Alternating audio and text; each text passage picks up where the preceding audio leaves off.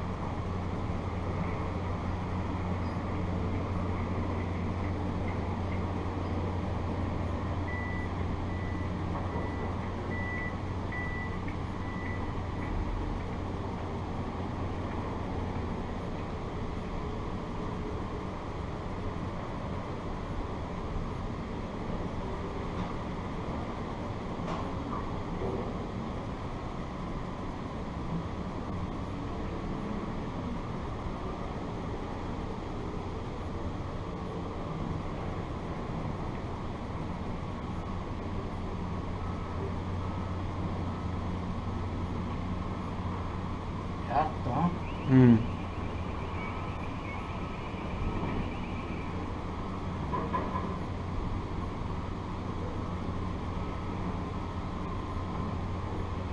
Muy grande.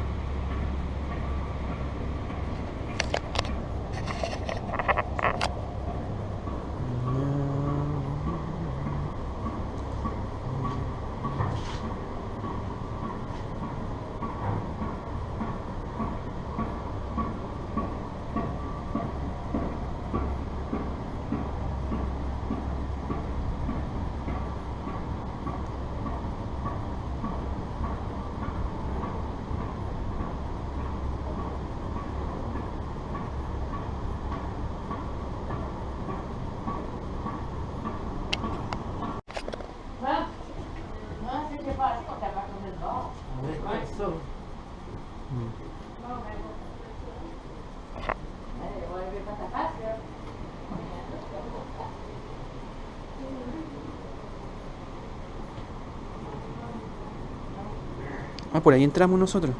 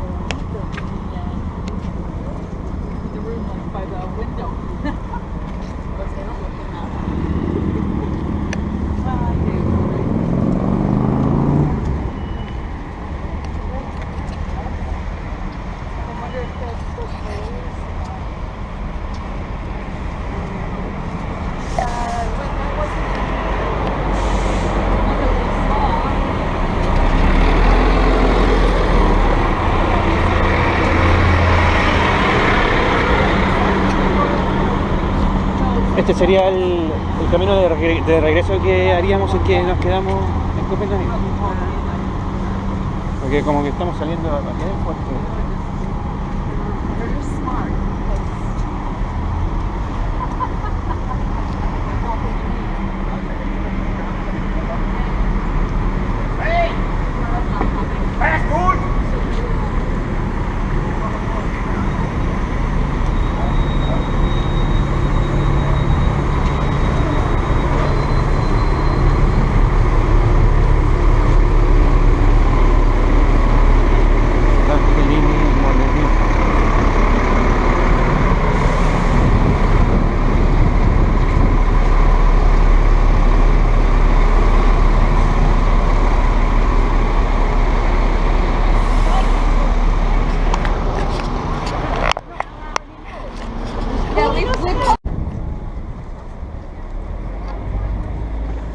¿Está Las operada? alemanas son las que le dicen teutonas, ¿no? ¿Está las- operada, parece? Las danesas.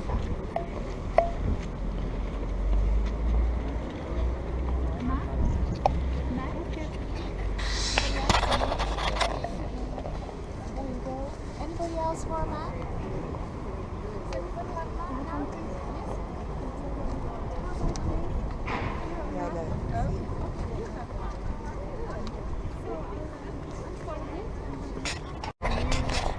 Basically a whole new city. And UNICEF's warehouse is out there. UNICEF's administration is just at the end of the pier. That's the start of Norway. And basically all of that area was industrial shipping deliveries to Copenhagen. As here you had in the 1850s ships leaving from here with immigrants from Denmark going to the US, you know, in the 1850s. In fact, when you come back with your harbor tour, the guide may not tell you, but on the side there are names of people who left so you can see them. Of course, the ships are hiding it, but just here, they're the names of the people who left for the States. So it's also like a historical place. But then we have today some lighter moments. The mermaid you see over there is not our little. ¿Qué sería tan famosa?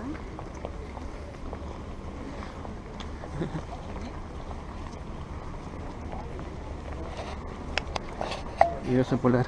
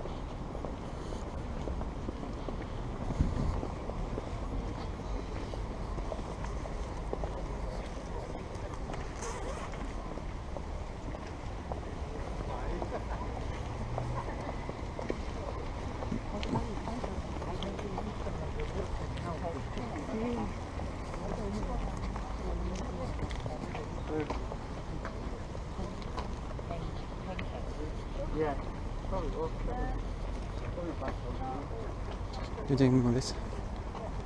Mi bicicleta es como esa.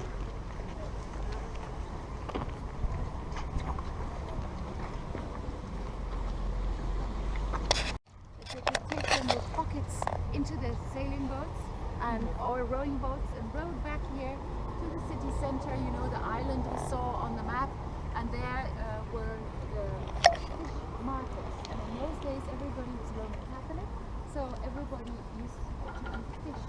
And the German cities,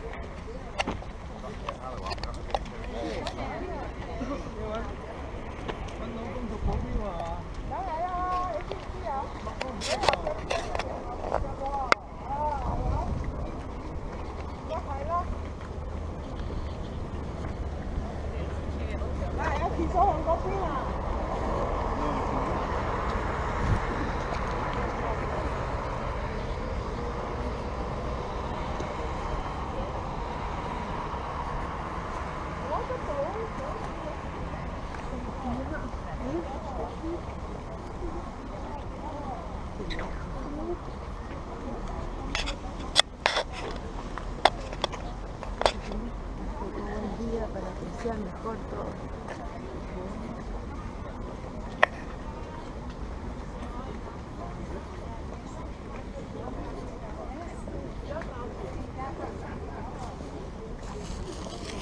Is it?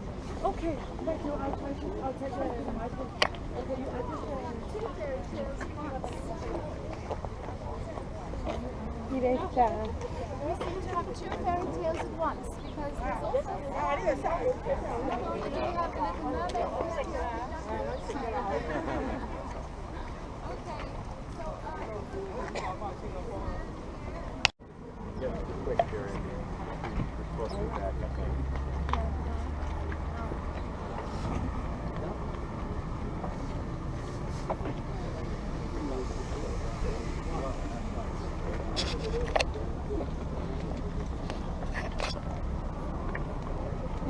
She's right there. I know where she is.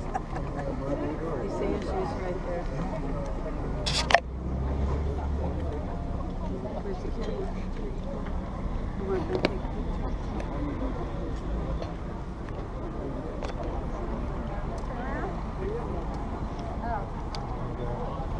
There's your little popcorn.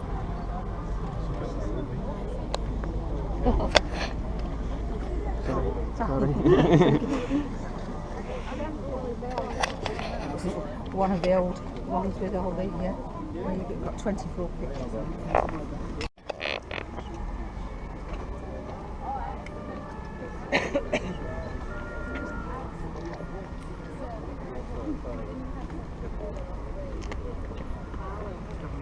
I also got one of the Royal Navy as well behind it.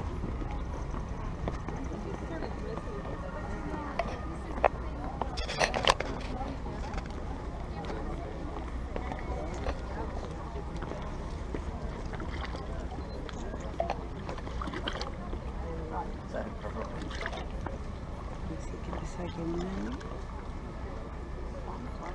Hasta con dos cosas. Manolo, sácame una niña. Ya, ok. Ya.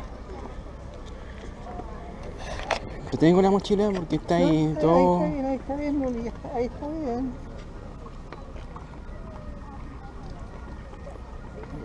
¿Tú quieres aparecer? No, ya me saqué una Por foto. si se le corre al bajar el pie, ahí sale marrón.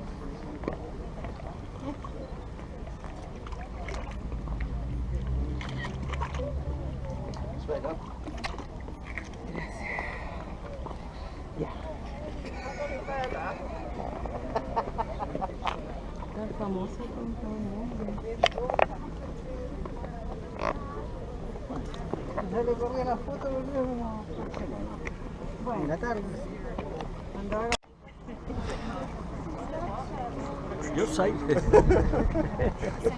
more days to relax it.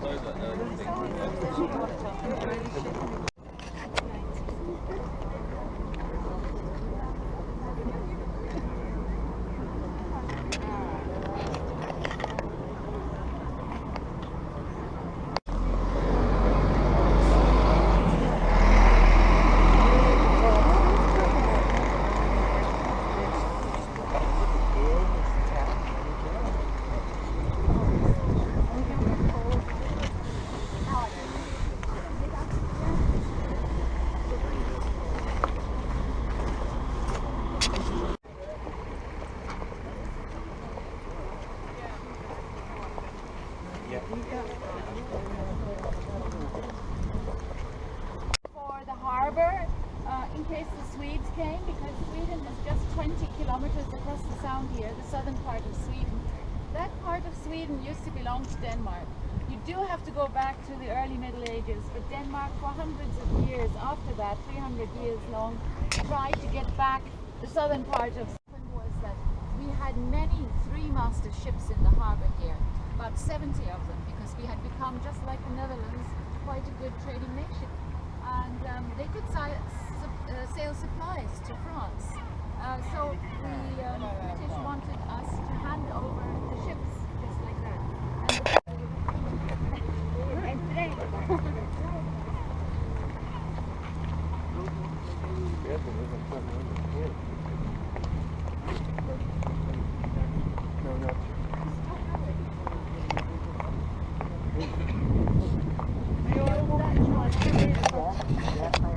Good choice of shoes helps them. Getting their toes on. I haven't found the sneakers very good for walking. No. It's been too cold. Yeah. I've only worn them for the day. I've only worn one slipper.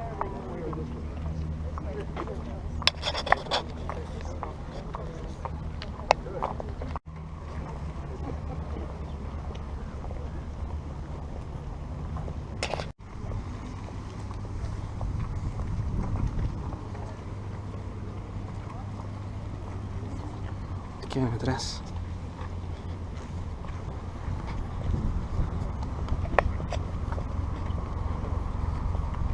Ojalá fuera así que yo tan limpio.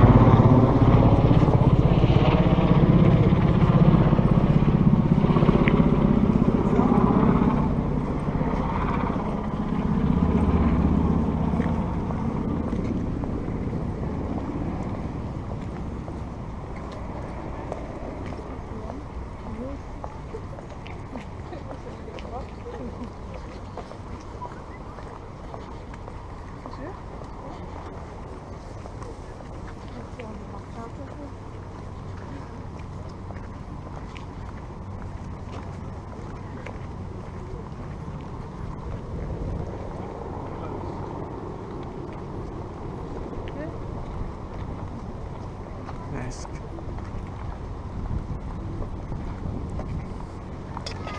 Show your wealth here, even though you might be wealthy, you don't show it. So it's a cultural thing, cultural differences. And it's just the way things have developed here. Basically very provincial in Denmark, because it's a small country, traditionally also a farming country. So you have this very basic, sensible farmer type of thinking here. And we're very socially tuned, so that we have a welfare state, and we believe very strongly in putting the poor and helping those who cannot fend for themselves, like capitalists. We're very happy to be high taxes.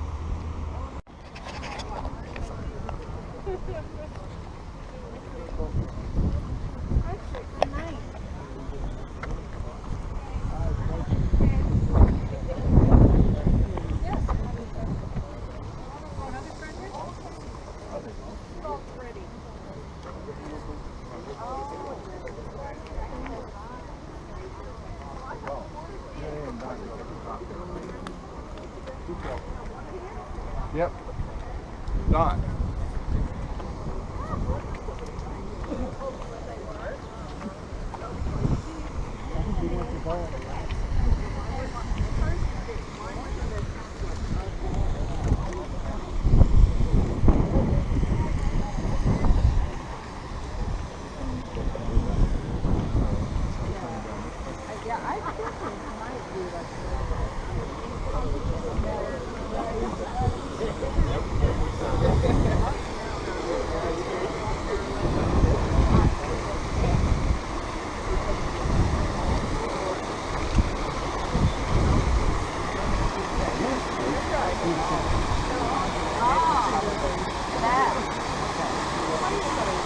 At the beach.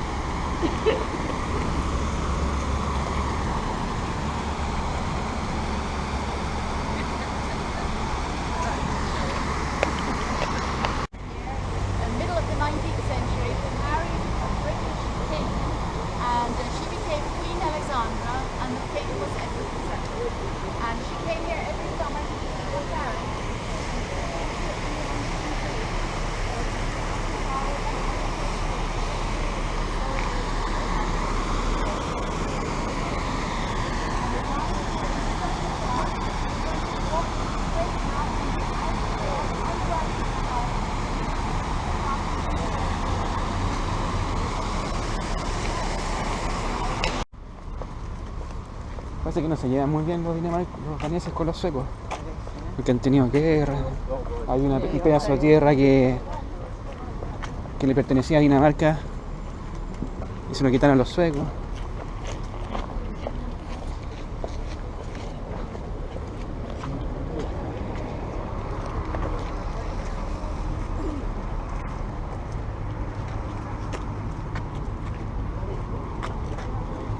Miren las bicicletas.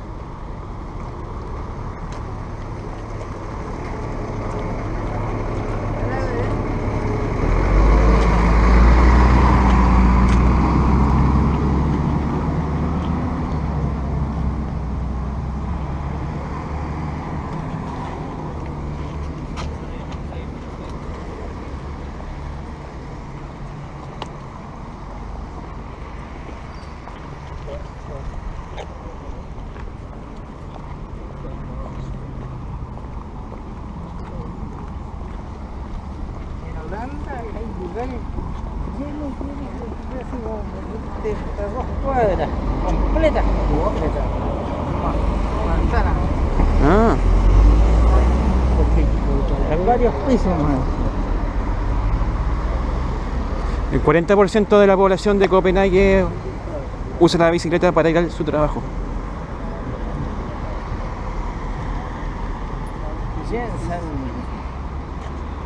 Jensen es un apellido muy danés también. Mi compañero es el ring de los pollos.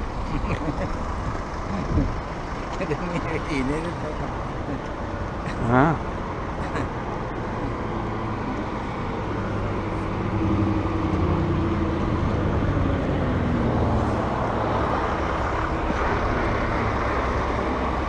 No hay árboles en las calles, De veras. Ni cables colgando. ni cable.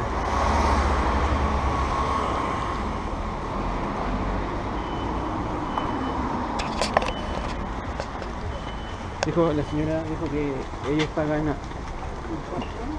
impuestos desde el 45% hasta el 60 y tanto, los más ricos. Educación gratis, todo eso. Pero son todos acá muy iguales, hay muy poca desigualdad económica. Porque culturalmente a ellos no les gusta demostrar su riqueza. Entonces, si bien pueden haber gente que tenga mucha plata, no lo demuestra, Ya, porque es mal visto. ya. Como querer ser mejor que otro. O aparentar, ostentar riqueza. Qué bueno.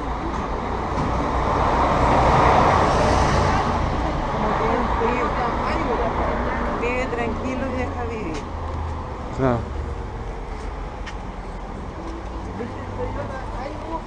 ¿No? Igual al tuyo. Ah.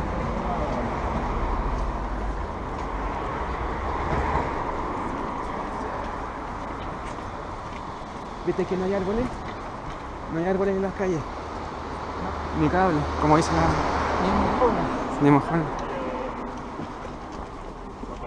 No hay árboles, no hay perros. Yo siempre, vamos a redistribuir el mejor de el tuyo. Bueno, si fueran bonitos los árboles no tendría problema, pero son más feos los de Quillota.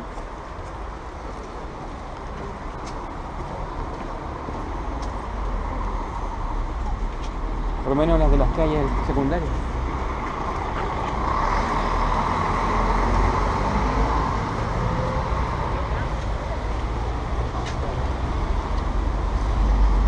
Tenemos otras cosas que ellos no quieren. Me gustaría tener.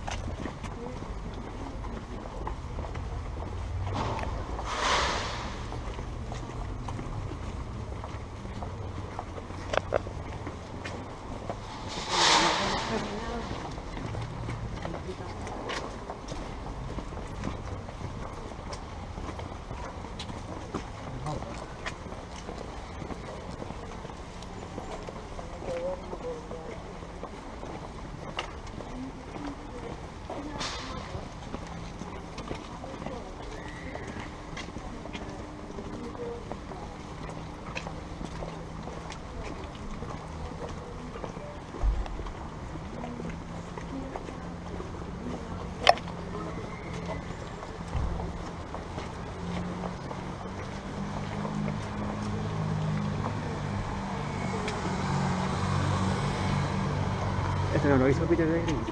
No, qué príncipe, no sé cuánto.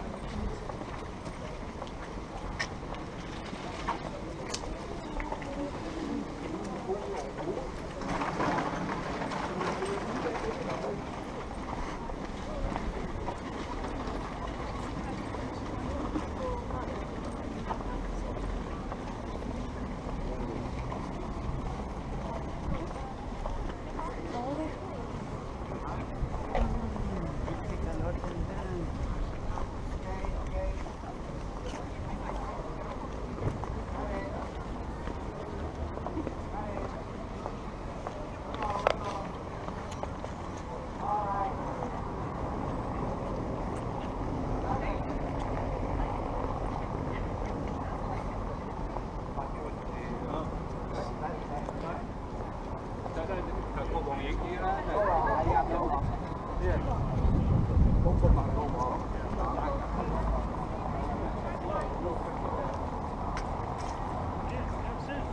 stay away from the black lines. Just come over here. That's great. So, once you've taken your photo, please come over here on this side. You come over here so that we're not on the black line over there. Because I'm not quite sure whether the changing of the guards has happened yet. No, we're going to be seeing the changing of the guards. This is not the 12 o'clock one, but it's 10 o'clock one. And they're going to be coming from over there. So we're stand in the straight line. Be really close. Right? And you'll be really close to them. You see? Now, yes, that's it. Because this is the road. The black lines are the road. Now it's 10 o'clock, and they're coming from over there, where you have the guardhouse. It's over there, and at 10 o'clock they start marching. And they will come here Cambio de guardia. and these soldiers first. And every 2 hours this happens, you see? And at 12 o'clock you have the new group coming. So now they are marching towards us here, so I'll just give you time to take photos. But please do leave them space, don't crowd them. And they're going to be turning here, so here also we have to leave them some space. That's great, thank you, fantastic. And then I'll explain afterwards. Dice que esperemos acá, Que no hay que traspasar, que hay que darle espacio al... pero ahora va a ocurrir ya. Ah, Sí, pues ahí viene. Ah, no lo vi. Pónganle cosas ahí. No, Manolo. Me veo muy bonita. Disimulo un poco. Disimulo la cual.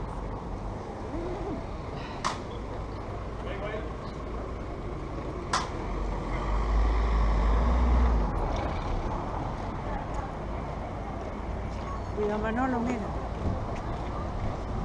Oh, they have one over there as well. Okay, but we'll still stay here because this is a good place. They're coming back and you have 2 of them. Now you will notice that they are quite young and they're doing their national service. Can everybody hear me? Yes. So they're doing their national service which lasts 1 year. All young men are called up and 50% are let go because we don't need that many. It's a kind of a lottery system. And then they take the best for this job, which is guarding the royal palace and guarding the queen. If you will notice, there's no fence here. There's no kind of, how do you say, laser defense or anything. It's the guards who have the task of thwarting any attack if it should happen. They are trained for this. They do the 4 months basic training that all guards must do. And then they do 4 months sharpshooting and close combat. So they are trained for this job. And they have a semi-automatic rifle which is loaded, 9 shots. So they are allowed to shoot if they deem it necessary. They're connected to each other by radio, and their sergeant is over there in the guardhouse. And of course, they have this uniform whether it's winter or summer. So in summer it's wool and quite warm. And part of it is the bearskin hat. The bearskin comes from bears from Canada and cull bears. And now they are coming here, so do please leave them room from the black line over there. Be careful. Don't crowd them, please. They are doing their job.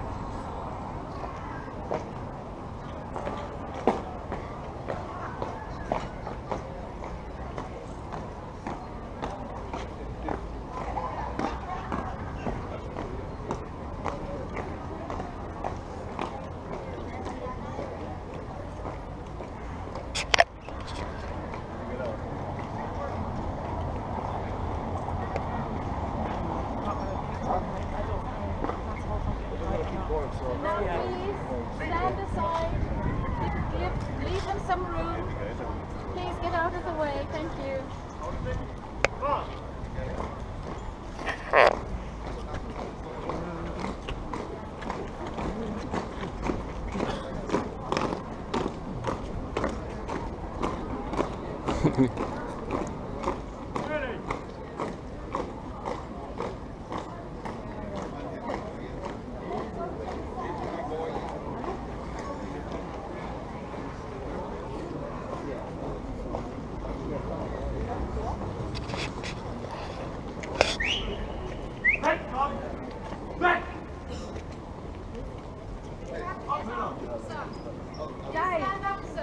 Dave! You cannot sit on those steps.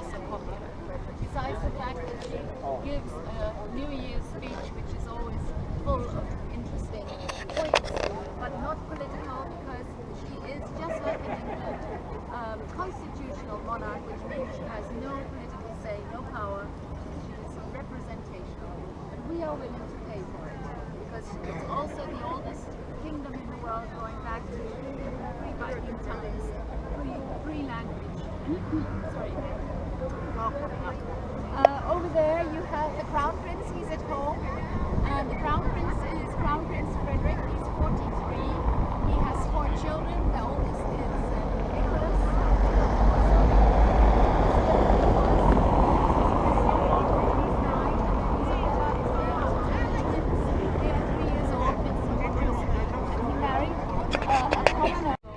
At 94, but in 2005, you see, so he saw it finished. This was finished and opened with Aida. These are daycare mothers. They have, that is the city, the city council gives them this. They are paid to look after 4 children in total, but it can be including their own. And then they can work as a daycare mother and stay at home, you see. So some of the young girls, they have young mothers. They get the equipment, the tricycles, the helmets, they get toys, they get prams, because we believe in letting small children sleep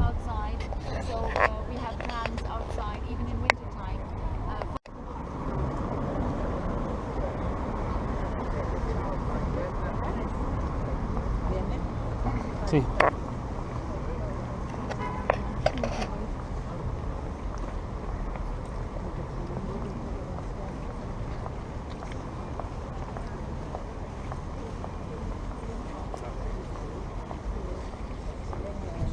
Pero como con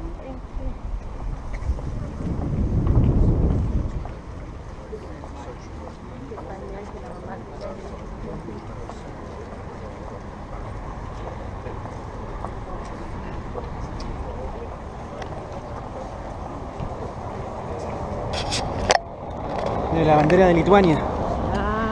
Hombre, de Estonia. La triste bandera. De Estonia, perdón. No Lituania.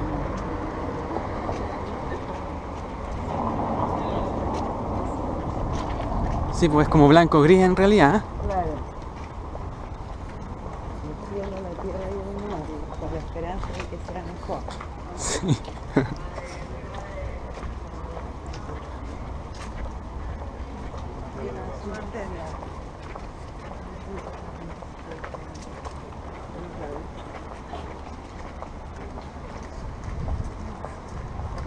Igual si quiera poder.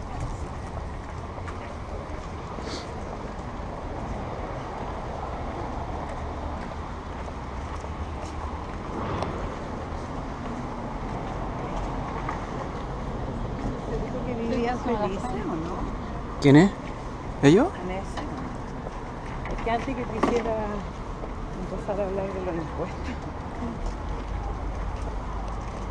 Sí, que en un estado de bienestar, que pagaban mucho impuesto, pero que a ellos les gustaba pagarlo. Que Porque reciben muchos beneficios.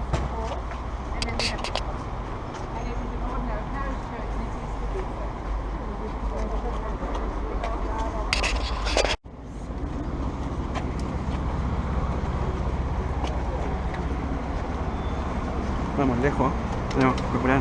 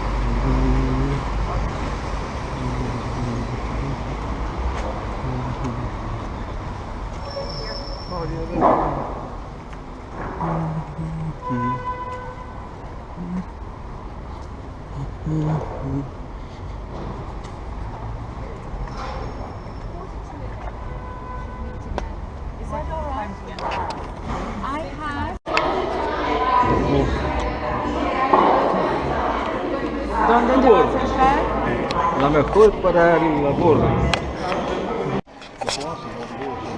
Vean tu board. She's at the office. Curiosity killed the cat. We can wait.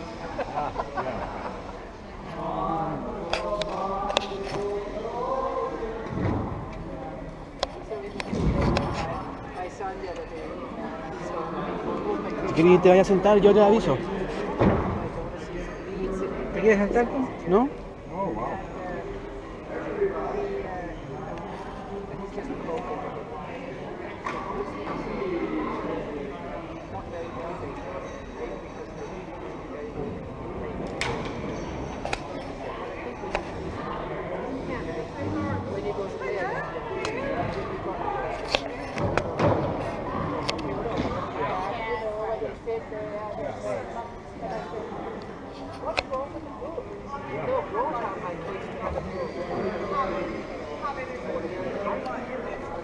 Saqué una foto para que le muestre la cerveza. Es el jugo de manzana. Our ship. ¿Cómo no sabes alemán? ¿Que no Cosas sabes llaman la alemán? atención allá. Ve con la botella. ¿No le sacó? Sí, pero filmando y yo le voy a sacar una. But it's kind of nice. It's kind Ay, of ay, ay. cathedral, and then you can No, pues walk sacar el back dedo. down to the canal there. So it's a little bit difficult for me to Una niña. Fuerte el sol, ¿eh? Y eso que decía 19 grados. take the hop on and hop off.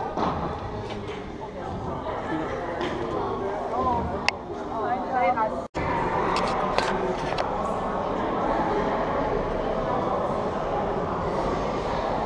Me voy a sacar una foto tocando piano. Ya aprendió, Alonso.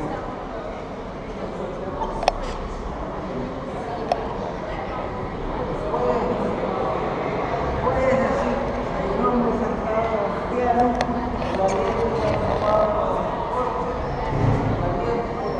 Ya sé cómo es esto.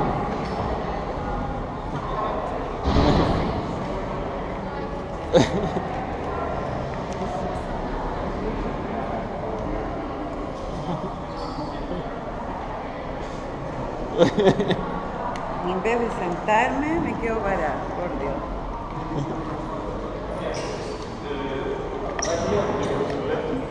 Cantante también ahí.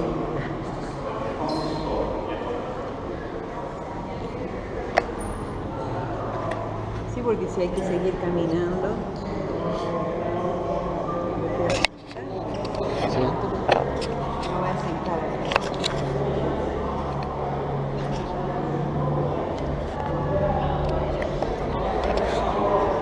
Ahí en la... Un poquito más acá la Sirenita, no sé qué diablo era. Había unos cerezos. No. No sé si tenían cerezos de flor o qué, pues no. En esta época no es cereza, ni siquiera en el hemisferio sur. No.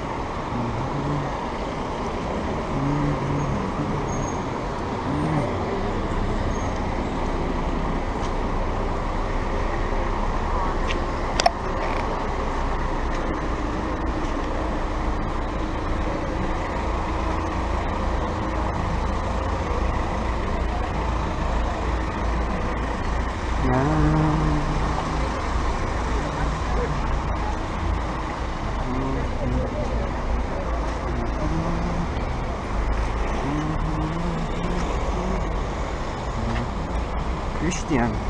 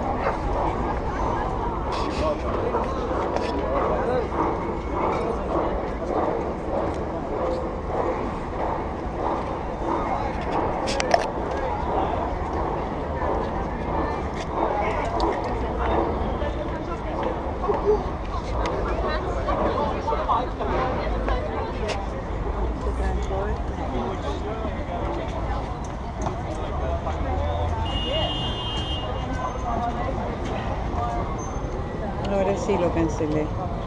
Estaba mal puesto el código, se puso burro.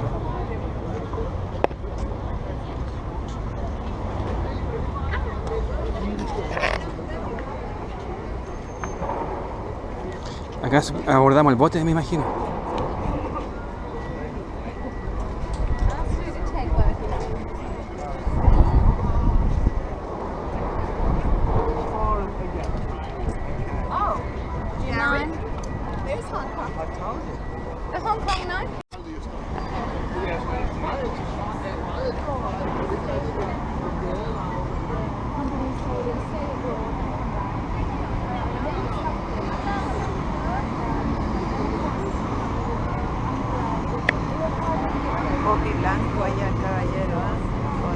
Ah, sí.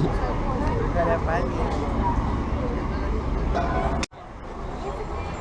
On the command of one of our kings again, it was dug out by war, and also that in the marketplace, which at the moment is a building site for the metro city rings. You can't see it at all. Because the king is, there's a statue in the middle with that king who demanded this area to be like statue of something. But anyway, it made it easier for the ships to unload the goods. So they took their unloaded their goods, and then of course the seamen would blockade. And what happens? The sailor when he's very thirsty, so 3 steps and he's in the bars, right? And then he's drinking our beer and our aquavit. Do you know aquavit?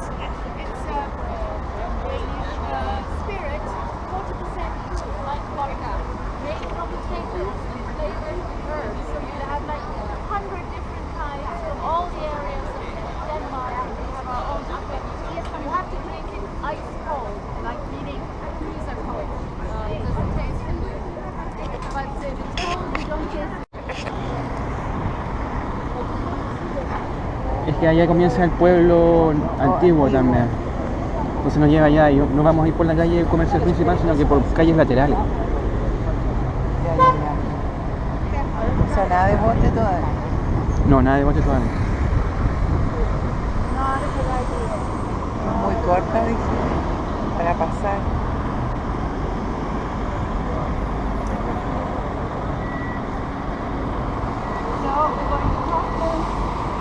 No.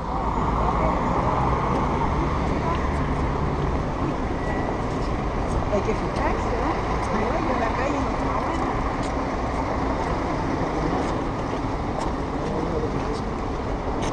¿Tenía abierto acá?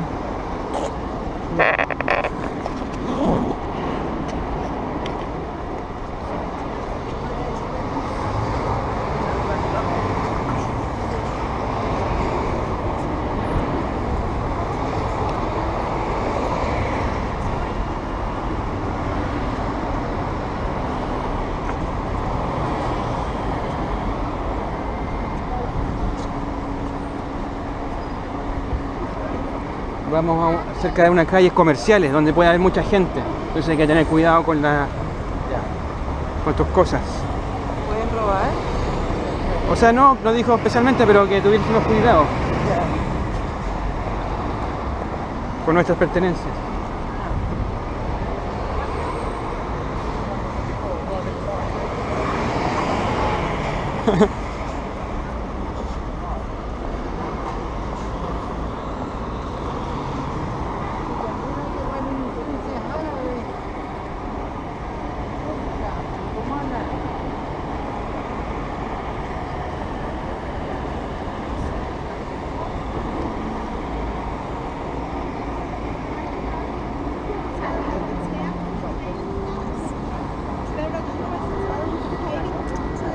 that building.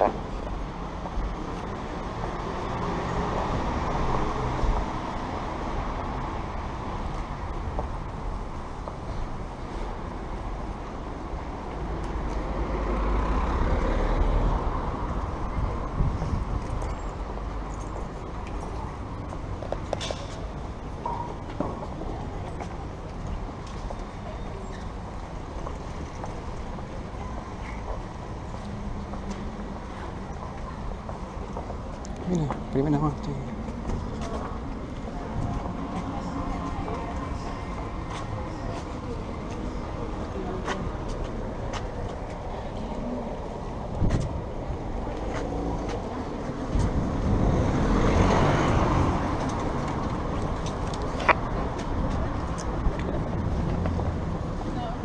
Han går også bare, han havde alt muligt om alt.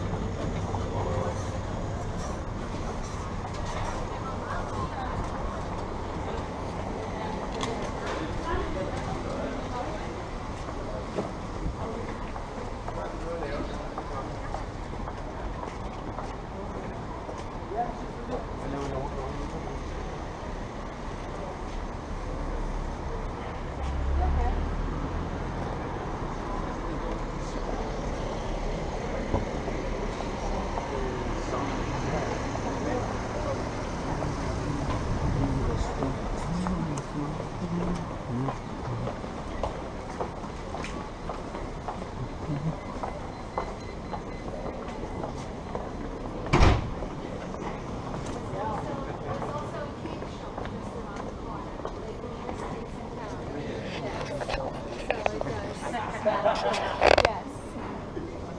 So here we have just a little bit of the old Copenhagen left. Now Copenhagen city had two great fires. One 200 years ago, one 300 years ago. And altogether 2,000 houses were burned down. The city was always very small, this old part of the city, 2 square kilometers, a wall around it as well. And the second time the fire happened, the fire brigade was drunk. They just had a party. And the thing is that the gates are locked at night, were locked at night time at 7 p.m. and the key was placed in the king's bedroom. And the number 1 man, he was out of it, he was on the floor. And the number 2 man, he didn't dare wake the king, so he waited until morning.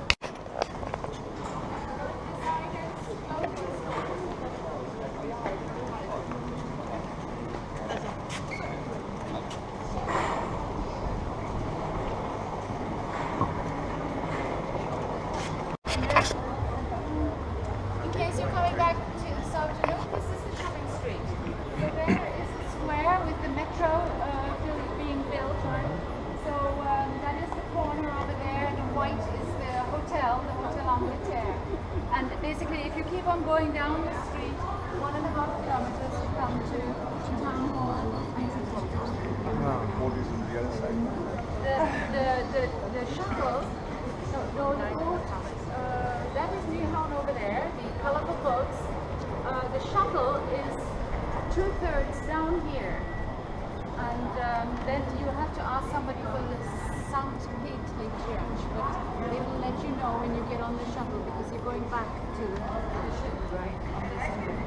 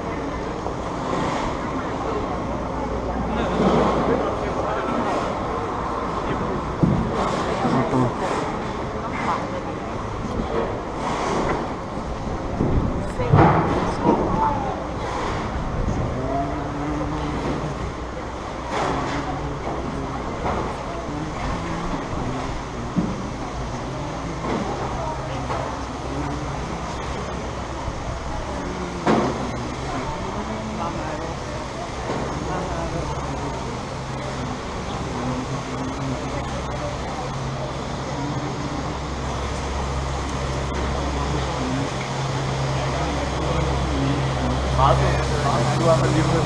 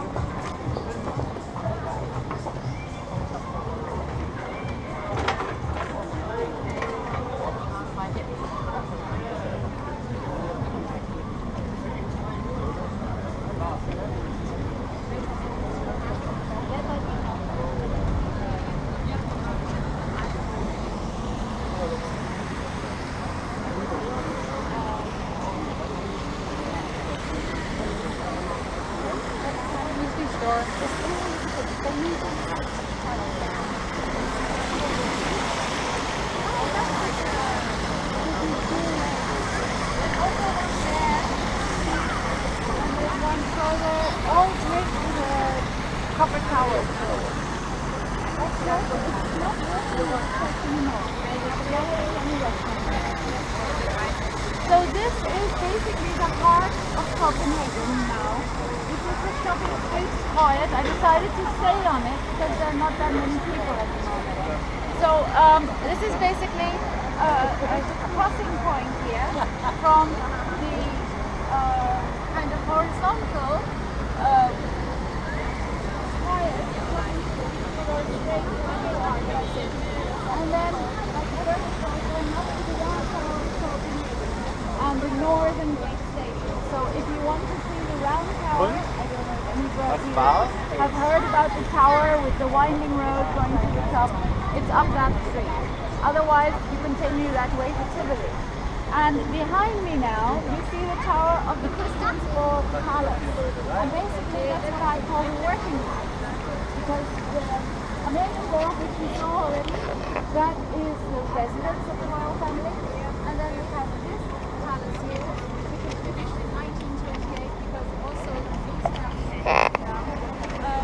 is today where we have the cargo station. We have the second prime minister's office and the high court over there. And opposite that building is where the architecture starts. Now, if you just turn around and have a look at this building here, it's a building from the Dutch Renaissance, the time of the Dutch Renaissance style, and that's very systematic to Denmark. And today it's the flag store of, let's say, the porcelain store, the white porcelain with the blue flowers. And then you come once you sit there and you're looking at those stores around there.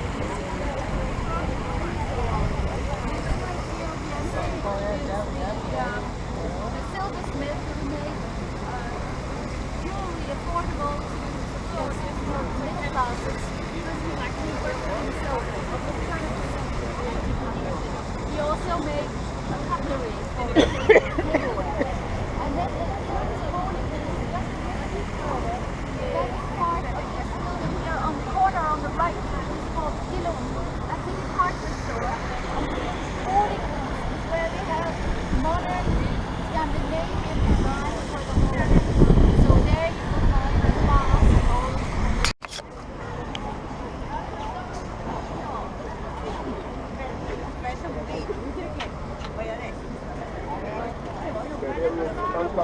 Chili.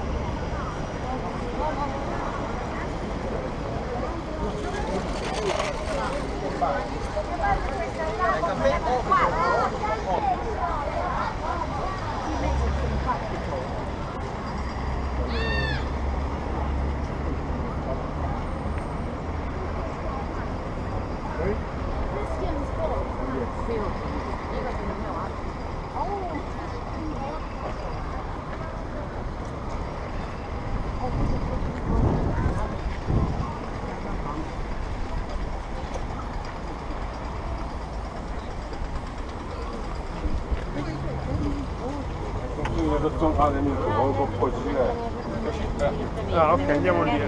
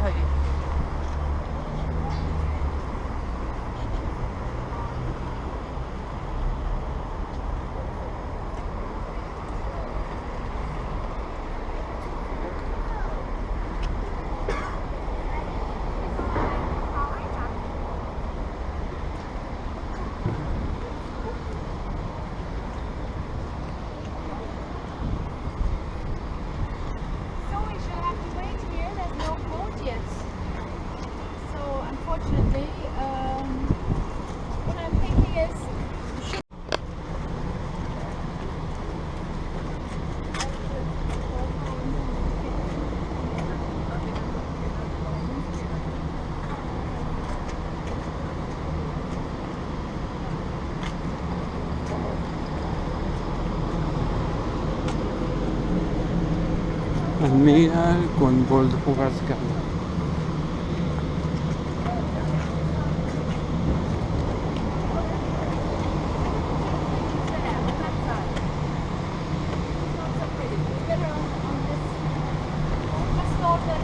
Instead of just standing there and waiting for the boat, you have some picturesque photo shoot place for you. And then I would like to Vamos en auto mejor. Aquí tienes un destino, un Mercedes y un BMW.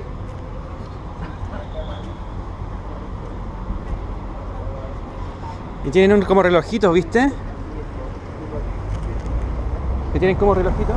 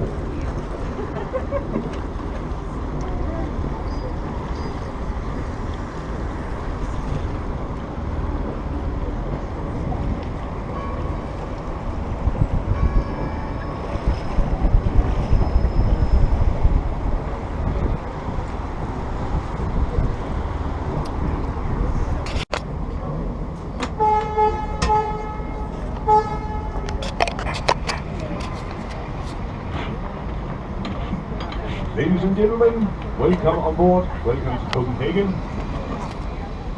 and to the canal tours.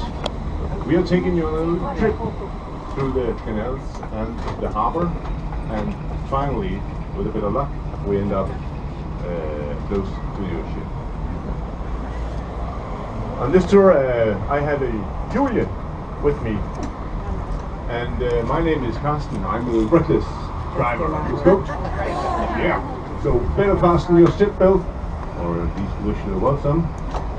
And remember, life vest is on the back of the boat. Not that you'll need them, because this boat is actually unsinkable. Who said Titanic? We know how that went, didn't it? Yep. During the trip we'll be passing under a number of low bridges. So whenever we approach or sail under a bridge, remain seated, because the bridge is just as solid as it looks. But you will be warned during the tour. First, Julie will introduce you how to use a life jacket, which you won't believe me, because we don't think.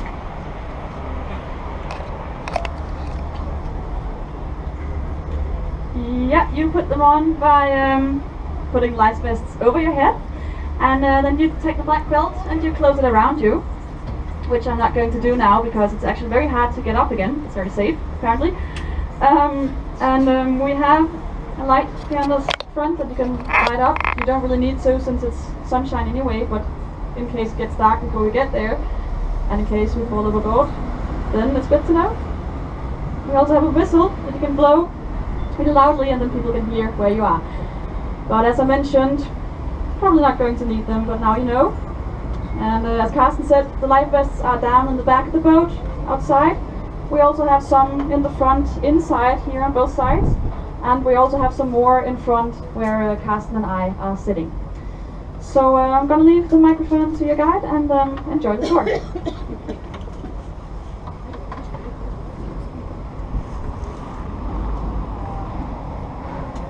Ladies and gentlemen, welcome aboard this canal cruise. My name is Lina, and I was the guide for group 2. Can everybody hear me behind? Yeah? Perfect. Otherwise you just let me know. This is a wonderful way to visit Copenhagen, because it gives you so much more of the city. Now you've been walking, you've been seeing lots of detail and you've got lots of detailed information.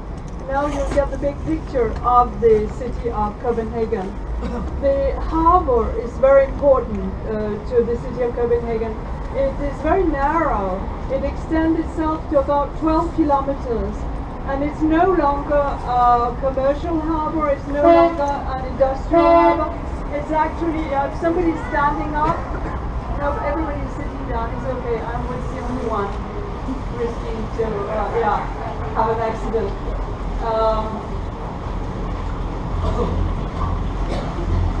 So it is actually today recreative and cultural harbor. We are surrounded by many lovely buildings here. For instance, on our left-hand side, it's the Naval Church, Holmen's Church. And Holmen is actually the area where the opera is situated as well. And I can explain a little bit about that later. In the Holmen's Church, it dates back to early part of 17th century. And it was in this church that our ruling monarch, Queen Margaret II, married her husband, the Prince Consort Henrik, in 1967. We pass to your right in front of two lovely buildings. The one with the fronton on the Danish flag is actually the Ministry of Finance. And coming up now, you have the old stock exchange. The old stock exchange dates back to early part of 17th century. Also to the reign of Christian IV. Another bridge is coming up, and it seems very low. So, if anybody's standing up, no. Perfect.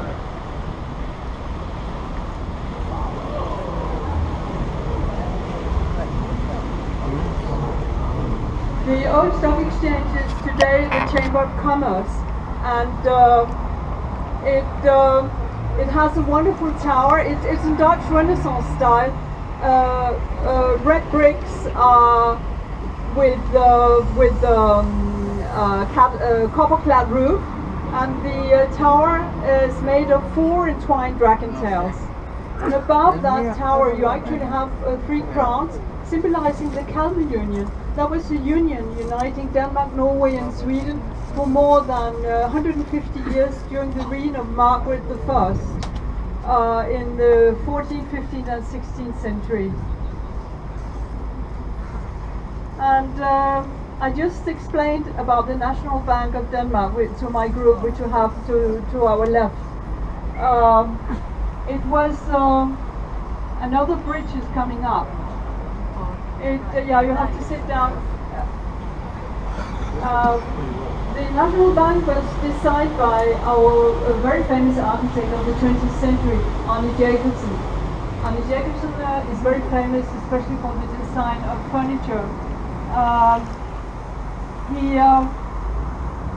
did a whole production of furniture around middle of the 20th century for the hotel called SAS Royal Hotel. Today it's a Radisson Blu Hotel, and that's absolutely the only skyscraper that we have in this center of Copenhagen. We won't pass it here, but it's almost across from Tivoli Gardens and the central station. But for that hotel, he designed a whole range of furniture, especially some of the armchairs are called the Swan and the Egg, and they are still in production. All the bridges that cross the harbour of Copenhagen are elevated bridges, and that was very good some years back, because we always had a good excuse when we were late for work. Today the bridge is hardly open, and it's really a huge surprise if they open, so we really have to find another excuse when we are late for work. I don't know if you noticed that the bridge towers are copper-clad as well. I think we will pass here in a little while, going in the other direction as well. And talking about copper-clad, you have a wonderful example here to your left by a Danish architect as well. He's called Henning Larsen, and what he did so wonderfully here is that all the buildings are put vertically on the harbour front, so you have an exchange between the harbour front and the city. And all of his buildings here are copper-clad, so they will oxidize. They date back to 1998, 1999. You can see they already started to oxidize. Yeah, I mean the water is so clean here, you can actually swim in the harbour, so feel free. I think it's probably quite cold. On your right hand side here you have the Black Diamond. It's the extension of the Royal Library, and it was inaugurated in 1999. It's built by or designed by the architect Smith, Hammer and Lassen, and the building leans about 7 degrees towards water. It's covered in black granite from Zimbabwe. When the sun reflects in the water reflects in the building, and the building starts to shine like 1,000 small diamonds.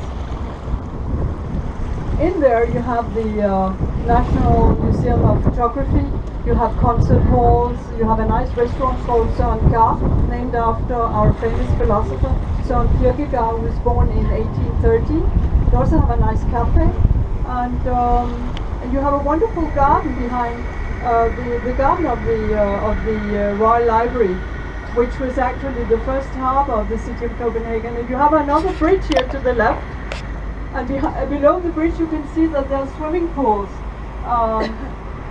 as well. This is the longest bridge of the city of Copenhagen, so of course we call it Long Bridge.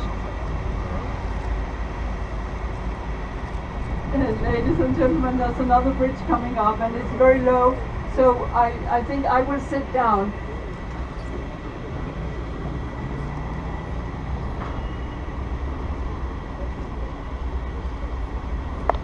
and it hurts, I'll tell you. Not that I've tried it, but I've heard about it.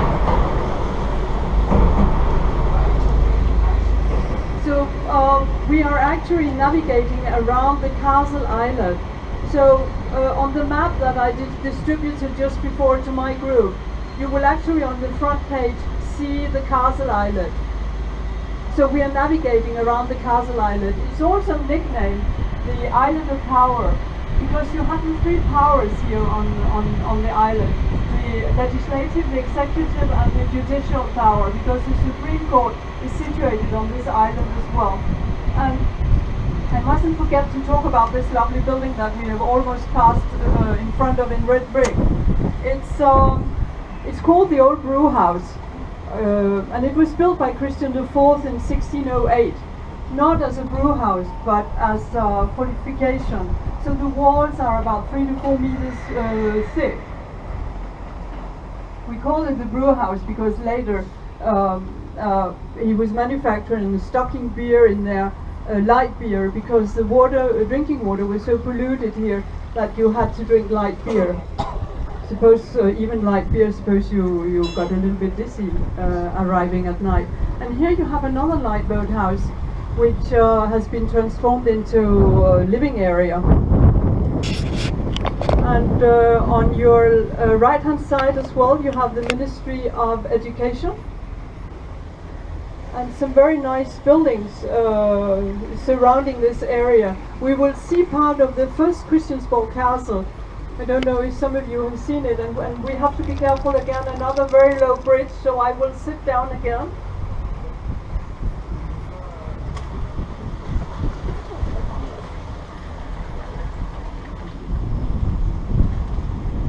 The first Christiansborg Castle was inaugurated in 1746, sorry. It was built in Baroque style, and you have it up here. It's the stables of the Queen. The Queen has 13 horses today. 2 of them we saw this morning, or earlier today, they are white or greyish. And on the other side, just opposite, you have the Royal Riding House. And the bridge here is called the Marble Bridge. And that was the main entrance to the Christiansborg Castle in earlier days. As I said, it was built in Baroque style, but with a touch of Rococo, because the 2 pavilions here are in Rococo style by the same architect who did the Amalienborg square, the 4 Amalienborg palaces that we saw earlier. On your left-hand side, you have the National Museum of Denmark, and it's also in a beautiful Rococo building. It was actually built as palace for the prince. The prince was naughty, his parents didn't want to live with him, so he got his own palace here. But entrance is free, and they have a wonderful exhibition of the whole history of Denmark from Stone Age up till our days. It's actually worth seeing it. There's another bridge here, ladies and gentlemen, and it's quite narrow, so please have legs and arms inside the boat. And as for the height, it seems very low as well. It's actually called a storm bridge. You can see it's being renovated now. We called it a storm bridge because the Swedes were attacking us here in 1659, and we had great difficulty in defending ourselves. So after that we built the citadel. And the citadel is on the right-hand top corner of the map that I gave you before. I'm sorry, sometimes I'm addressing group 2. But I hope it's okay. It's just when it comes to the maps.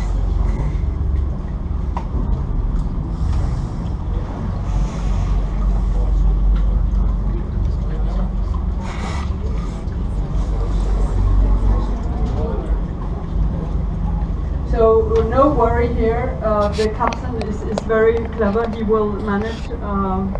The boat is actually built just to be able to pass here.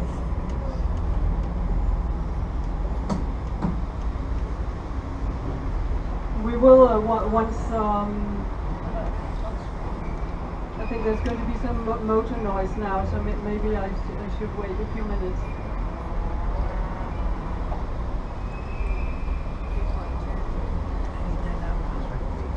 Sí.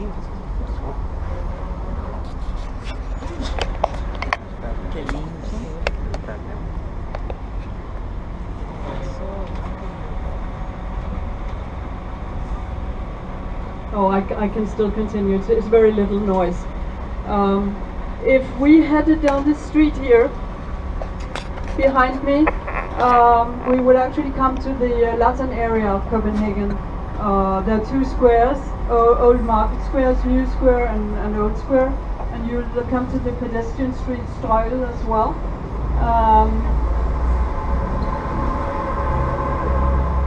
In front of us, just to the right here, you have the Royal Riding House, and afterwards you have a beautiful old building in neoclassical style. It's ochre, it has lots of fresco paintings on the walls, and these paintings are depicting the arrival of our famous sculptor Bertel Thorvaldsen when he came back to Copenhagen in 1838. I would also like to draw your attention to the three crowns above the tower on your right hand side. These three crowns on the Christiansborg Castle are symbolizing the three powers on the island, as I mentioned before.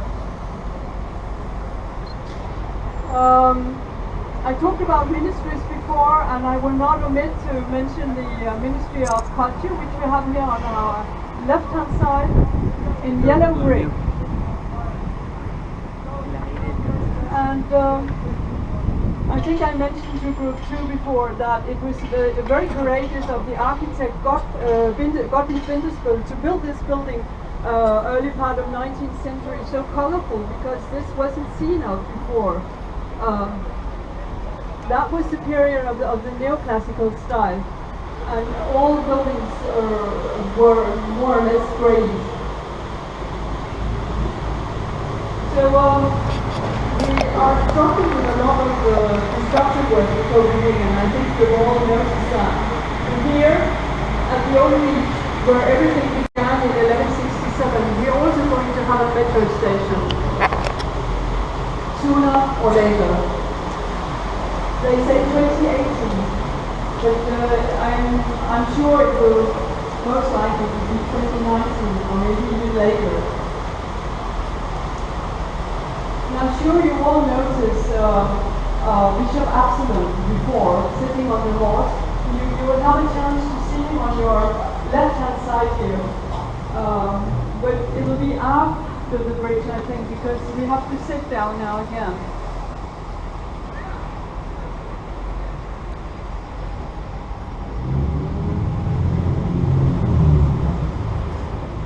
So you can see we are actually back to where we started. We've been navigating around the castle island. The church that you have on your right hand side is a church that dates back to the second Christiansborg Castle. It's not a parish church. It's a church for the parliament and for the Danish monarchy.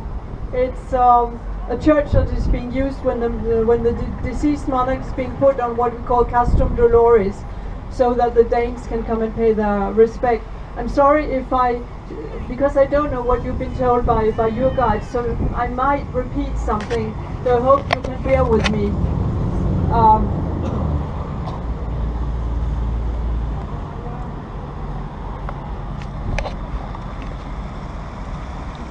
We just have to wait a while. In the meantime, I can let you know on your left-hand side there's a lovely building with pillars, and our famous scientist Niels Bohr, who was given the Nobel Prize early part of 20th century. He was born in that building in there with the pillars.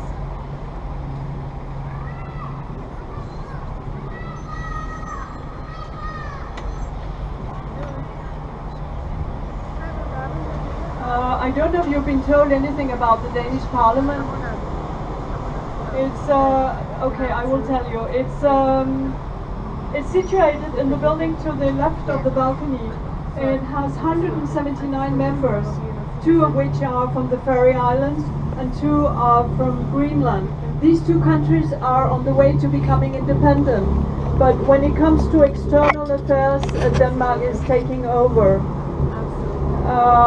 We have elections every 4th year, and they are proportional. So that means that the Danish government is often a coalition, and right now it's a coalition between the Social Democratic Party and a liberal party called Radikale Venstre.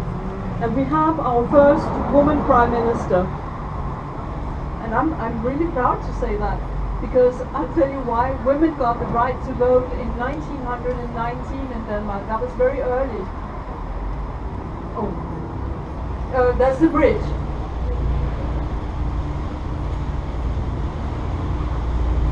But you'll be very sweet. Everybody's sitting down. Sometimes people are standing on the benches.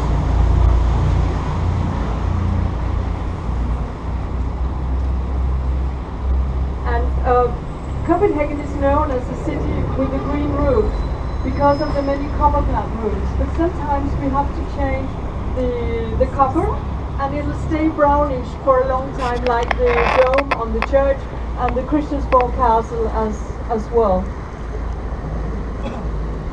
And to your right, you have the possibility of seeing the lovely Ministry of Finance. And again, the old stock exchange.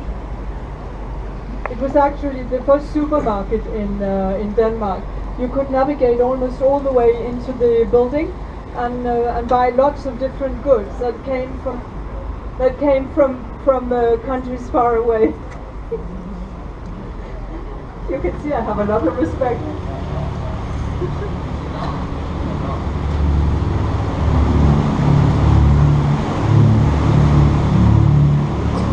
Thank you.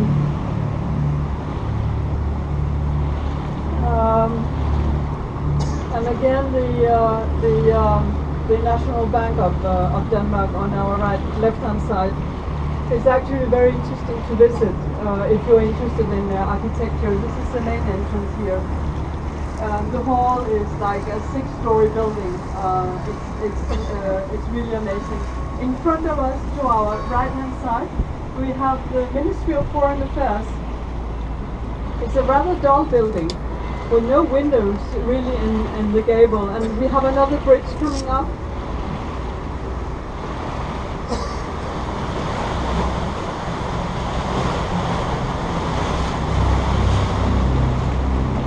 Built by a Danish and an Icelandic architect, and it's built sometime in the 1970s, at a time when we didn't really know what to do with the harbour area before, and I suppose that's why they built this kind of building. But opposite this also you can see the old warehouses, and they also belong to the Ministry of Foreign Affairs.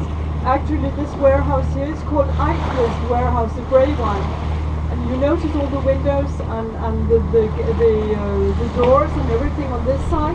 Then if you look at it at the other side, there are actually almost no windows. And that's because the architects saw it from the castle. They'll be able to see this side, but they won't see the other side from the castle. So he cut down on windows. At the bottom here, the window behind glass is the Association of the Danish Architects. And the lovely warehouse here is called Old Dock. It's actually the Danish Architecture Center on this side, and at the other side, the right side, you have different studios for artists. They can come and they can apply, and they will be given a grant to come and use the studios. On the top floor, it's a graphic studio. You have studios for the weavers, etc. You have a green building on the left-hand side. It used to be the customs house, and that was where we also took the boat to Malmö earlier. But today we are linked with Sweden by a bridge, so we go by train or by car. But the standard is today a jazz club, and there are two or three different restaurants. And talking about restaurants, we will pass the world's best restaurant. I don't know how they select, but they say that Noma is the world's best restaurant, and it's actually situated on the gable on the ground floor here in the huge warehouse in yellow brick, and with the red tiled roof. It's called Noma.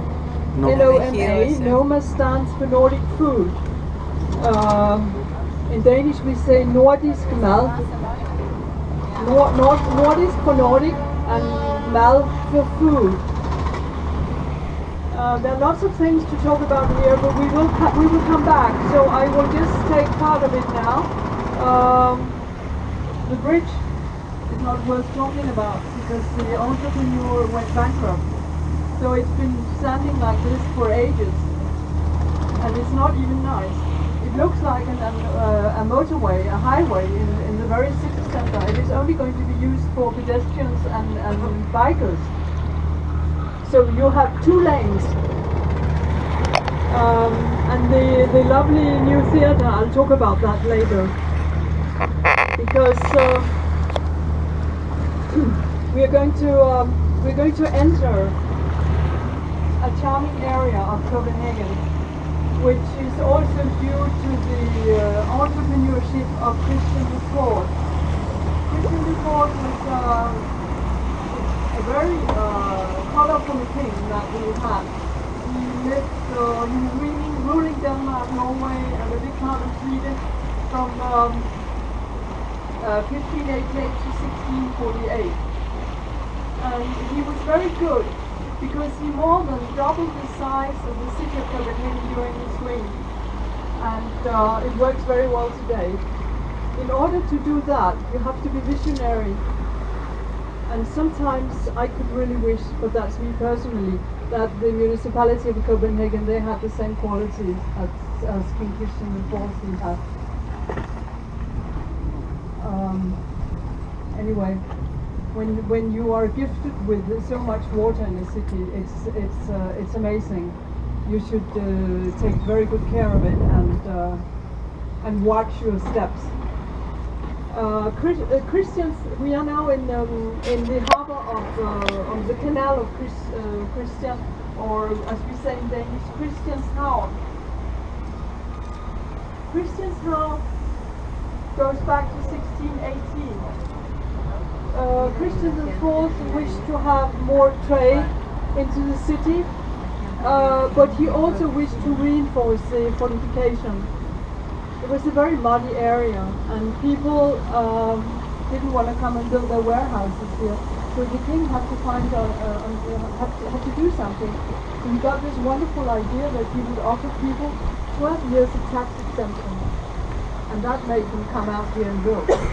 So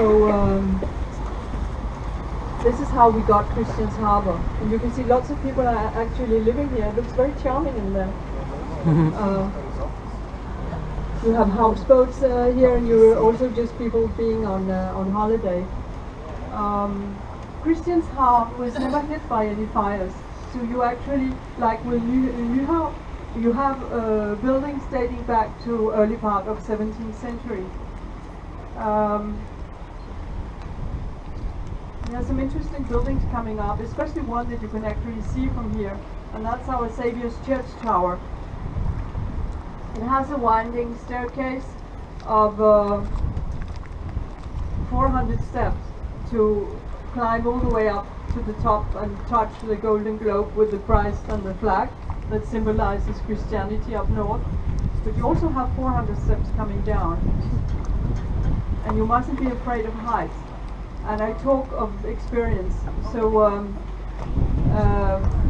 some French journalists, they forced me more or less, or I felt that I should go up there in April. I've always said no, and of course I panicked almost at the top. It really was too much. So don't do it. You'd rather go and visit the Christiansborg Castle Tower, and there are not 400 steps. There's a lift, and it's free. This one is €3 approximately. The beautiful building on your left-hand side was built as an orphanage.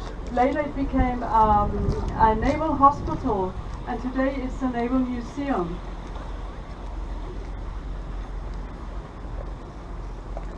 After the next bridge, you will have the possibility of taking some very nice photographs of the tower of our Saviour's Church. It's 90 meters tall, and but you have to be fast, and of course it'll be on your left-hand side. the captain is going to slow down the boat, but if you're not quick, you're going to take a photograph of the tree just next to the tower.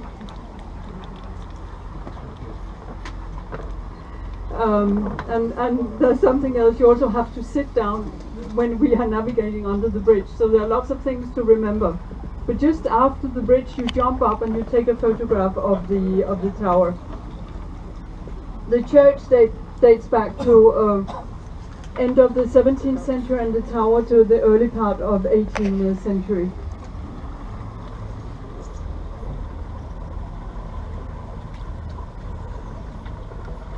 We are really blessed having such a wonderful weather today.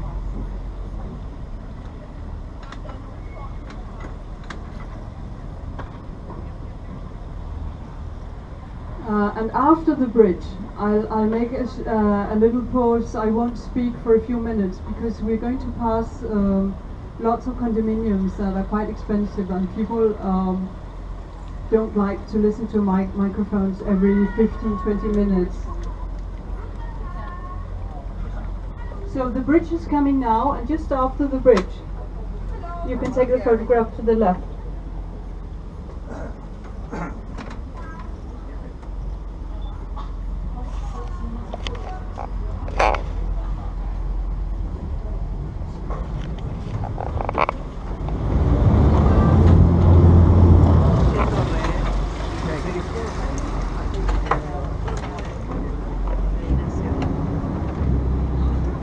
Hay una que tiene 400 escalones.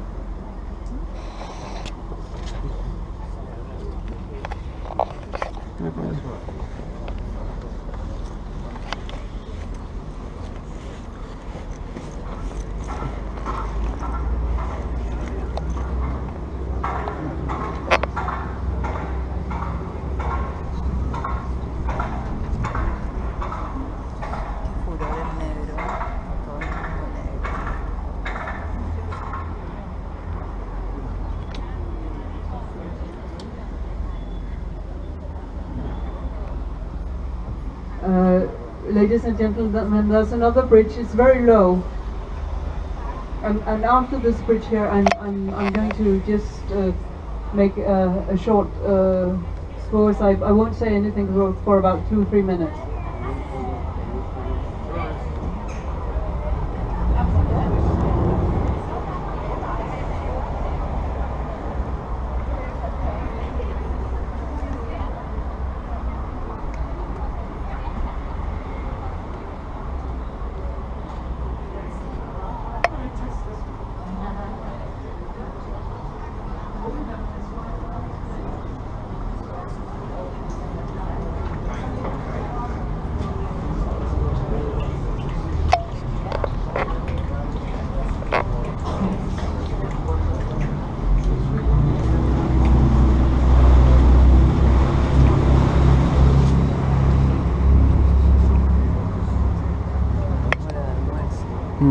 Vienen a almorzar al río, al canal.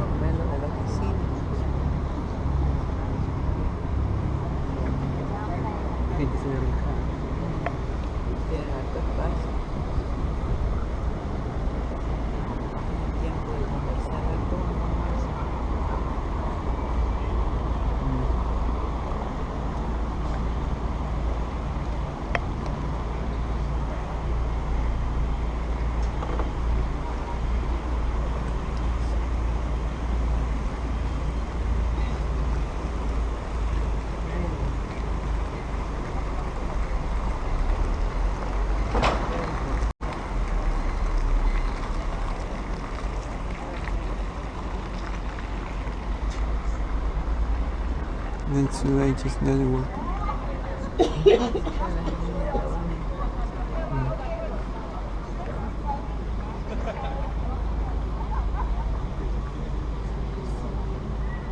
No muri. ¿Qué será eso?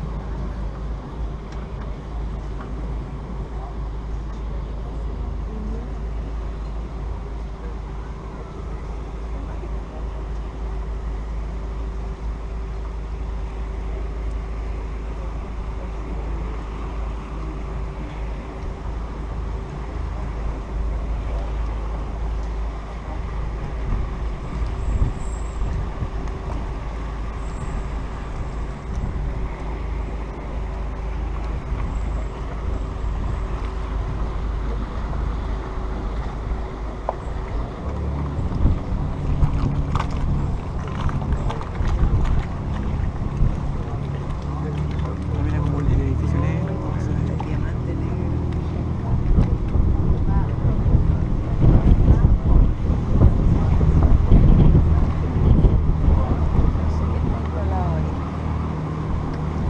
la mención no me acuerdo.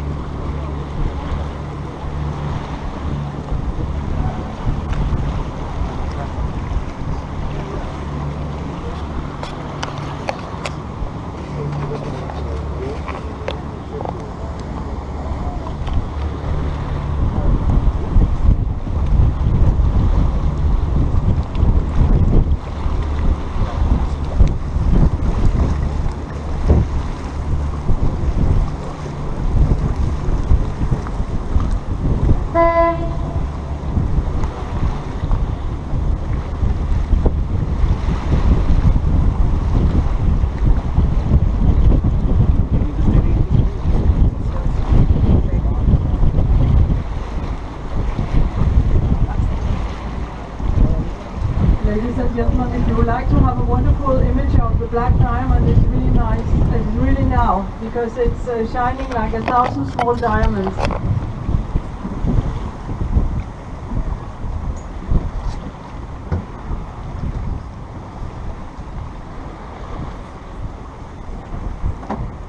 They're also preparing for a bridge here, actually, made by the Danish Icelandic artist Olaf Eliasson.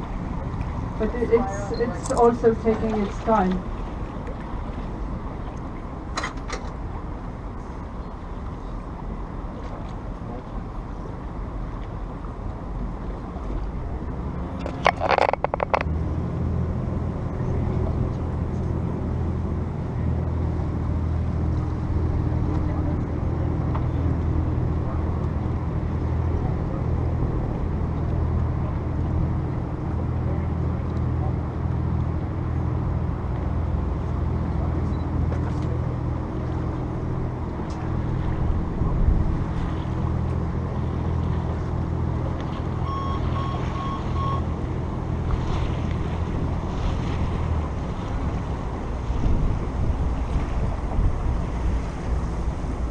Earlier I told you that the harbour of Copenhagen is today a cultural and a recreative harbour. Of course recreative because you can swim in the water, and they actually have competition here where they swim around the castle island as well. And as I mentioned, several swimming pools. And the cultural part comes from the fact that we have the new opera house that was inaugurated in 2005. And the new playhouse that was inaugurated in 2008. The new playhouse is by Henning Larsen, architect Henning Larsen. He's the one who's behind this building here as well. And the opera house was given to the city of Copenhagen. We will see it in a little while. You can actually see it in front of us. It was given to the city of Copenhagen by the ship owner, by the big industrial AP Møller Maersk. I suppose you must have heard about Maersk. He has the biggest container shipping company in the world with 120,000 employees all over the world. And the logo of Maersk is a 7-pointed white star on a light blue background. We will pass the Maersk head office in a little while. And with the opera house,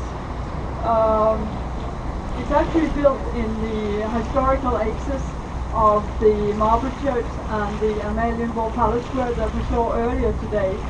And it is a building that has been discussed a lot in Copenhagen because first of all it's a building that it's built in the historical axis.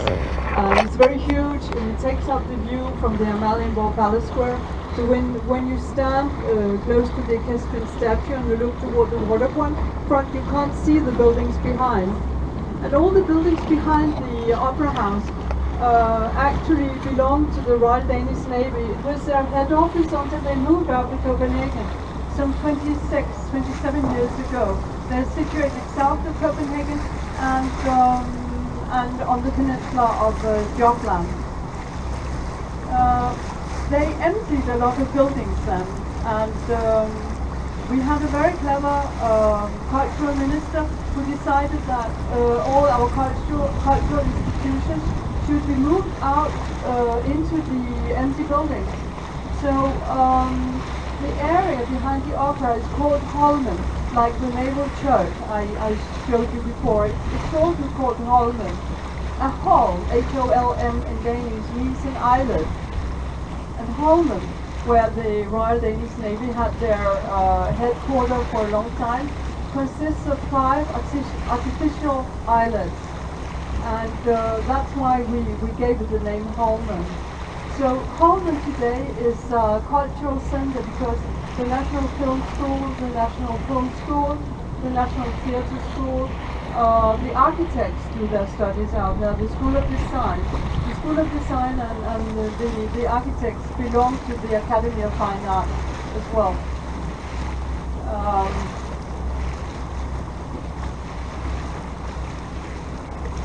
On our left-hand side, in a little while, you'll see the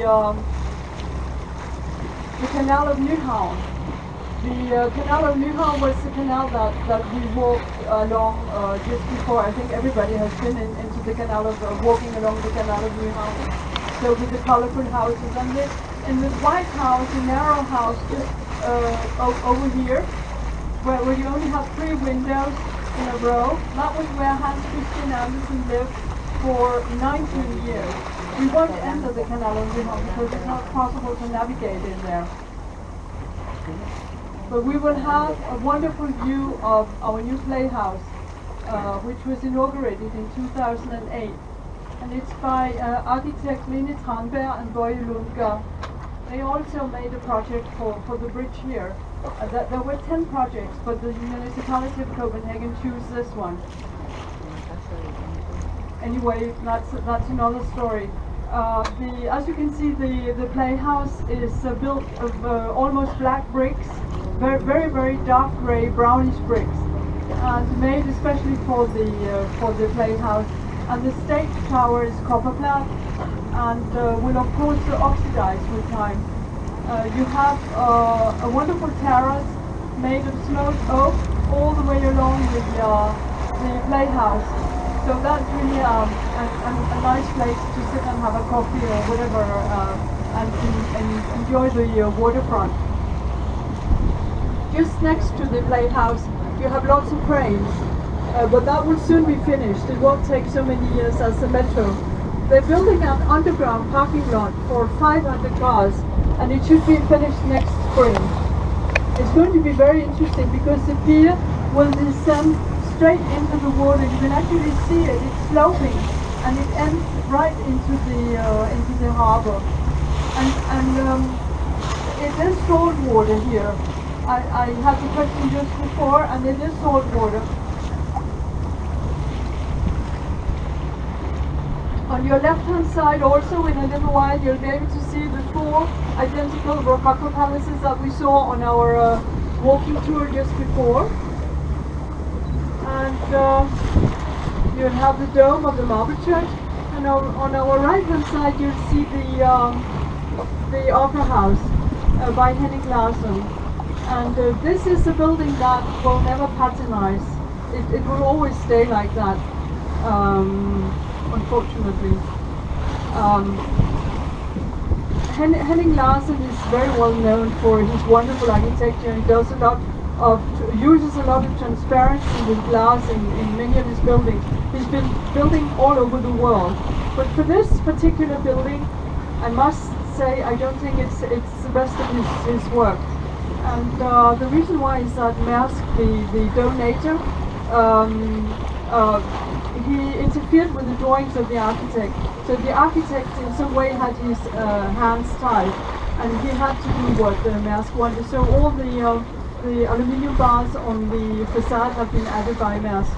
And the building inside is made of there's a wonderful seashell inside. You can maybe see that it's made of maple wood. It has this wonderful warm color.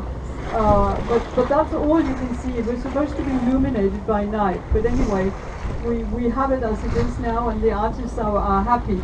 It has a wonderful acoustic, and there's room for 1,800 people in the biggest hall. It has 14 floors, and 5 of the floors are below sea level.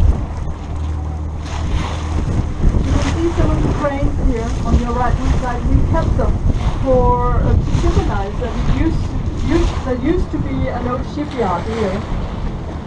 And in the long building with the glazed tiled roof on your right hand side, this is where the architects are situated. And in other buildings behind, on the School of Design, is the white building just next.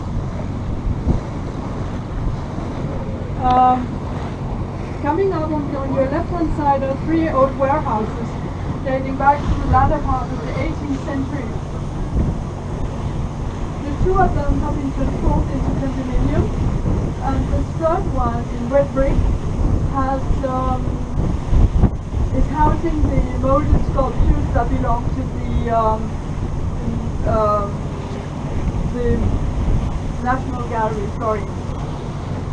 I was lacking the word, the National Gallery, which is interesting too because the National Gallery embraces 7 centuries of art.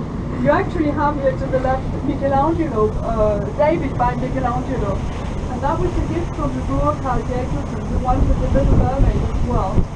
But when he, end of the 19th century, offered David to the city of Copenhagen, David was placed in a park. But a man of that size and then naked created some problems. So David led a very difficult life until he found his spot here. On your left-hand side again, you have the head office of Maersk, A.P. Møller Maersk. The building is by an architect called Ole Hagen, and you have the logo of Maersk, the 7-pointed white star on the light blue background. You must have seen it on a container somewhere. People say that Maersk has the 7-pointed white star because he works on the 7 oceans. But those who work at Maersk says it's not true.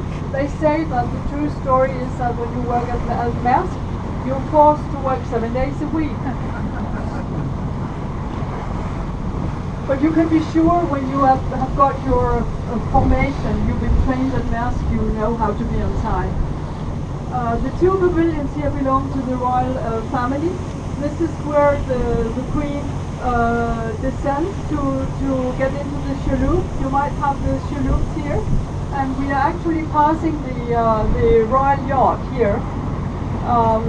There are lots of things to talk about now. The 3 Navy boats, the torpedo boat, the Navy vessel, and the submarine have all been transformed into museums. You have the Battery 60s with the greenery to the right, and the Danish flag. The Danish flag, this is the official Danish flag with 2 points. A white cross on a red background. The Danish flag is very old. It fell down the sky during a battle in 1219 in Estonia, and it has been our flag ever since. So it's being saluted with gunfire morning and night from Battery 60s. Maybe when you were trying to get into the harbor this morning at 8 o'clock, you heard gunfire. Because it's at 8 o'clock in the morning and at sunset. The royal yacht is called Dannebrog, the same as our flag. It's the oldest royal yacht that functions. It's 80 meters long, and it dates back to 1932. It has just been to Greenland with the Crown Prince couple and their children. I was also asked about the royal family. The Danish monarchy is very old and goes about 1,000 years back. Queen Margaret is monarch number 52 in a long row of monarchs, and she's been ruling Denmark since 1972, 43 years, and she's 74 years old now. We're going to approach the Little Mermaid from the seaside in case any of you want to take photographs, but I'm not going to tell you the story now, because I think you heard it all. And I'd rather talk about the royal family. You have two swans there. Actually, the swan is the national bird of Denmark. And you have a little mermaid sitting there on to the right of the real mermaid. Oh, now she moved.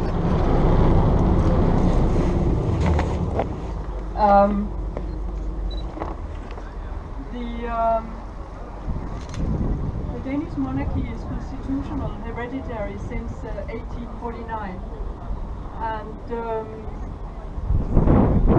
that means that the monarch does not have any political power. But the monarch meets with the prime minister very often. She's informed about any changes in the government, and she receives the ministers concerned in audience. In audience. She meets also with the government, and she signs the acts that passes in Parliament. They have to be countersigned by the ministers concerned. And she often goes on official journeys abroad to foreign countries with the Prince Consort, and followed by a huge delegation of members from Danish company, a huge commercial delegation. And so you can somehow say that the Queen makes the first step towards the introduction of Danish products onto foreign markets. So it's quite important really what she does. She also receives a lot here. But of course she's not allowed to talk about any political questions. She was in China in spring, and the Chinese president came here in autumn for the first time since we are having diplomatic relations with China, and that's since 1960. But she's not allowed to say anything. If you're going for a walk later, I mean Copenhagen is there waiting for you, and it's wonderful. There's a lot to have to do. But the conversation has been very nice. We also have seen one time this morning.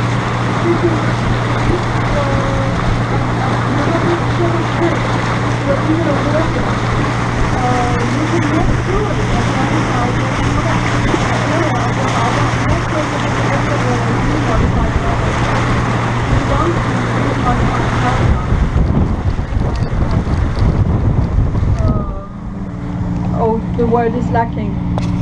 I know he's a very famous artist. He also did the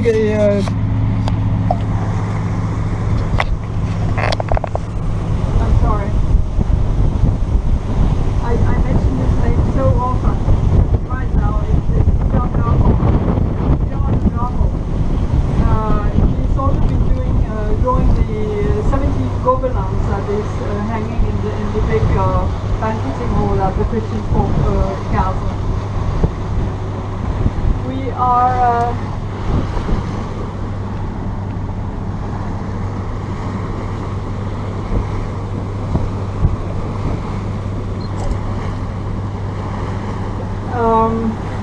you have some windmills here to your wind turbines to your right. You have some close to us, but you also have 20 wind turbines. That's an offshore wind farm at the outskirts of the harbour, and it has 20 wind turbines giving electricity to part of Copenhagen. You can also see 2 square cubes at the other side with a chimney. That's actually in Sweden. Also to the right hand side, that's the old nuclear center Barsebäck, that was closed due to pressure from the Danish government. We didn't want to have that so close to Copenhagen. But Denmark is very strong when it comes to wind turbines. We export 99% of our production, and we cover between 35 to 40% of the world market. But I don't think we will be able to continue that, because there are other countries being very good at manufacturing wind turbines. But about 30% of the energy consumption in Denmark comes from the wind turbine. We also have a nice old fortification here called 3 kroner in Danish, or 3 crowns. It's part of the maritime defense system that we had earlier. It wasn't used, it hasn't been used since 1801. But that was when Lord Nelson and Hyde Parker came to attack us. They didn't succeed, so they came back again in 1807 and did their bombardment, but that's another story. This is today possible to rent this area, to rent the buildings for marriages, parties, and there is a little restaurant where you can visit also the casemates. In the summer, and I consider it still being summer, there is a hop-on, hop-off boat that goes all the way up there. Yeah, it still does.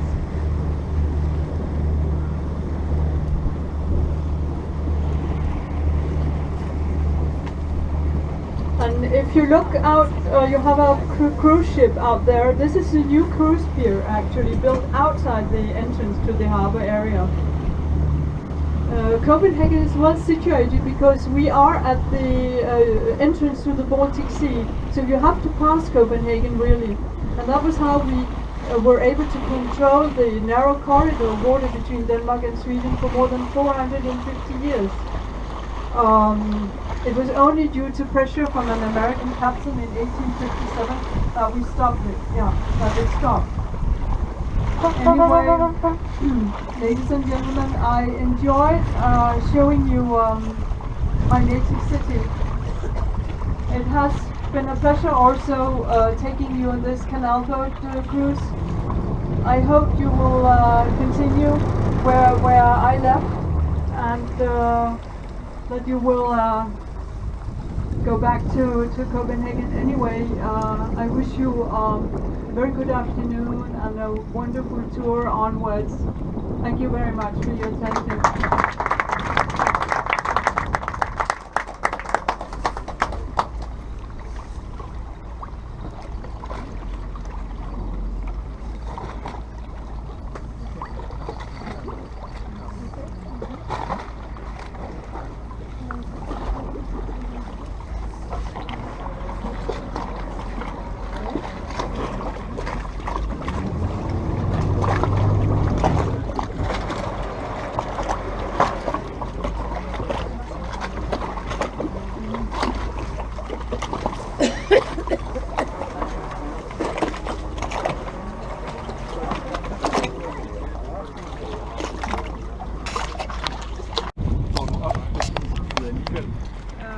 Eller har du din bil her?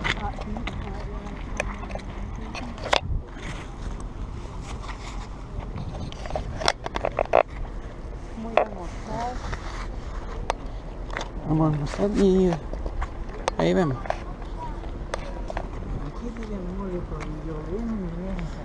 Mira.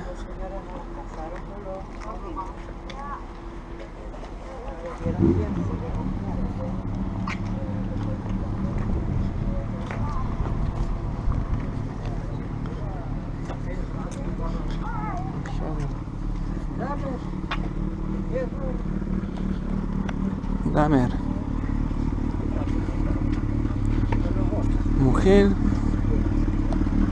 hombre y pisoir.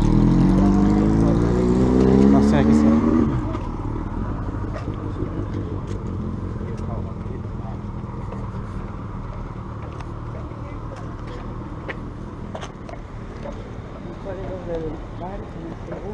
Sí, el Osabori.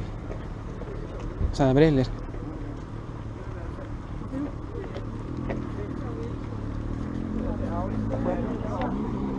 Sí. Un perro andino. Debe costar mantenerlo limpio.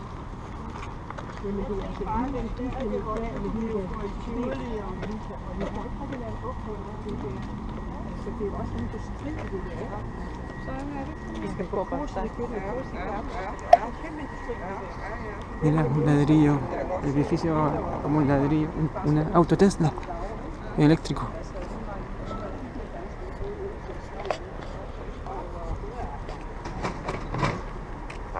Ese edificio es como un ladrillo picado.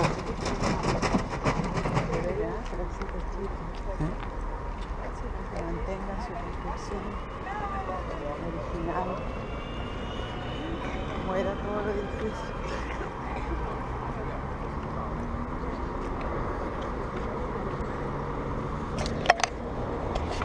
Pero ahí no, se queda atrás.